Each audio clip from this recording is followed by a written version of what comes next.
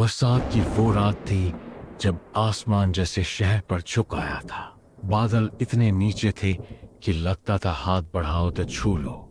अहमदाबाद के पुराने हिस्से में, जहां गलियां समय से भी पुरानी लगती थीं, पानी नालियों से उफन कर सड़कों पर फैल चुका था।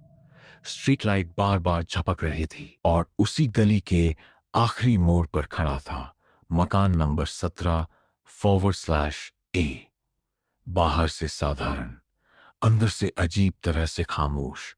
लकड़ी का दरवाजा, दीवारों पर सीलन और छत की पुरानी बल्लियां जो बिना वजह रात में चरमराती थीं, जैसे कोई अदृश्य वजन उन पर चलता हो। यहीं रहने आई थी रिया, उम्र 27, सॉफ्टवेयर इंजीनियर। नई नौकरी, नया शहर और पहली बार पूरी तरह अकेली जिंदगी। शुरुआत में उसे ये घर पसंद आया था। किराया कम, ऑफिस पास और सबसे बड़ी बात, शांति। लेकिन वो शांति धीरे धीरे भारी लगने लगी। पहले 3 महीने सब सामान्य था। सुबह ऑफिस, शाम को चाय, कभी कभी नेटफ्लिक्स, फिर नींद। और चौथे महीने की शुरुआत में उसने एक चीज नोटिस की। उसके कमरे की एकमात्र खिड़की, पुरानी लकड़ी की, जालीदार फ्रेम वाली। बाहर छोटा सा आंगन और उसके पार एक बंद पड़ा मकान। टूटी दीवारें, काले पड़े शीशे और हमेशा बंद खिड़कियां। कभी कोई आवाज नहीं, कभी कोई रोशनी नहीं, जैसे वहां समय रुक गया हो। पहली रात 2:17 टटरिया नींद से जागी। पहले उसे लगा बारिश है, पर आवाज नियमित थी, जैसे कोई जानबूझकर कांच छू रहा हो। उसने मोबाइल की टॉर्च ऑन की। खिड़की खाली, सिर्फ बारिश। उसने खुद को समझाया, इल्यूजन है। दूसरी रात वही समय, वही आवाज। इस बार उसने खिड़की खोल दी। ठंडी हवा अंदर आई, लेकिन अजीब बात, बारिश की खुशबू नहीं थी, बल्कि हल्की सड़ांध। उसने बाहर झांका। सामने वाले बंद मकान की दूसरी मंजिल पर एक पल के लिए लगा जैसे पर्दा हिला, फिर सब शांत। तीसरी रात रिया जागती रही। 2:09। खर खर खर, अब दस्तक नहीं, नाखूनों की आवाज। धीरे धीरे कांच खुरचते हुए उसने टॉर्च जलाई। 1 सेकंड, बस 1 सेकंड। कांच पर सफेद सा धब्बा, जैसे कोई चेहरा बहुत पास आकर तुरंत हट गया हो। उस रात वो सो नहीं पाई। पुराने पड़ोसी हरिशंकर चाचा, अगले दिन उसने पूछ ही लिया।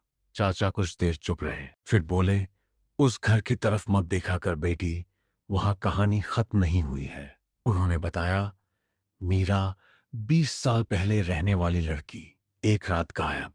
कमरे में खून, खिड़की खुली, लाश नहीं, बस खाली कमरा। और उसके बाद उसके माता पिता भी मर गए। मकान बंद, लेकिन खिड़की कभी पूरी तरह बंद नहीं रही। डर का शुरू होना, रिया ने पर्दा लगा दिया, पर आवाज बंद नहीं हुई। अब दस्तक गुस्से वाली थी, जोर से, तेज, जैसे कोई अंदर आने की जिद कर रहा हो। 2:13। रिया ने पर्दा हटाया और इस बार वो वहां थी। सफेद चेहरा, पूरी काली आंखें, मुंह खुला बिना आवाज के चीखता हुआ। चेहरा धीरे धीरे कांच से दबा, त्वचा चपटी होती हुई। रिया पीछे गिर गई। बत्ती आई, खिड़की साफ, कुछ नहीं। आवाजें बढ़ने लगी। अब सिर्फ खिड़की नहीं, कभी दीवार, कभी छत, कभी उसके नाम जैसी फुसफुसाहट। री, या वो सो नहीं पाती, खाती नहीं। आईने में खुद को देखती तो लगता चेहरा थका नहीं बदल रहा है। छठी रात फैसला रिया ने तय किया, सच जानना ही होगा। 1:45।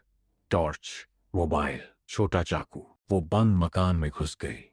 अंदर हवा ठंडी थी, अस्वाभाविक ठंडी, जैसे धूप ने सालों से अंदर कदम ना खाओ।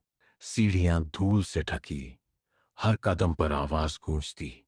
ऊपर वही कमरा, दरवाजा आधा खुला, अंदर दीवार पर सूखा खून, टूटा कंगन और हिलती हुई कुर्सी, जैसे कोई अभी उठा हो। रिया पीछे मुड़ी और खिड़की में देखा। सामने उसके अपने घर की खिड़की और कांच पर उंगलियां। धीरे धीरे उभरती हुई। फिर चेहरा, इस बार मुस्कुराता हुआ। भागना, रिया भागी, घर पहुंची, दरवाजा बंद, रोती रही। सुबह जाने का फैसला कर लिया, लेकिन शाम को मैसेज आया, अननोन नंबर, तूने मेरी खिड़की क्यों खोली? फिर दूसरा, मैं अभी भी इंतजार कर रही हूं। फोन खुद चालू, मैसेज खुद टाइप। 2 बजे। आवाज अब खिड़की से नहीं, अलमारी से आ रही थी।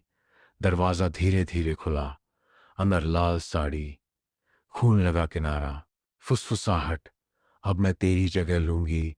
अंत बिजली गई। अंधेरा। पर्दा खुद हटा। कांच के पार 2 चेहरे, मीरा और रिया। पर असली रिया अब बाहर नहीं थी। वो खिड़की के उस पार फंस चुकी थी और उसके शरीर में कोई और बैठा था। अगली सुबह दरवाजा खुला, रिया गायब। फर्श पर लाल साड़ी, ताजा खून। खिड़की खुली। अब लोग कहते हैं हर रात 2:10 से 2:20 के बीच उस बंद मकान की खिड़की पर 2 चेहरे दिखते हैं। एक पुराना, एक नया, दोनों मुस्कुराते हुए। अगले किराएदार का इंतजार करते हुए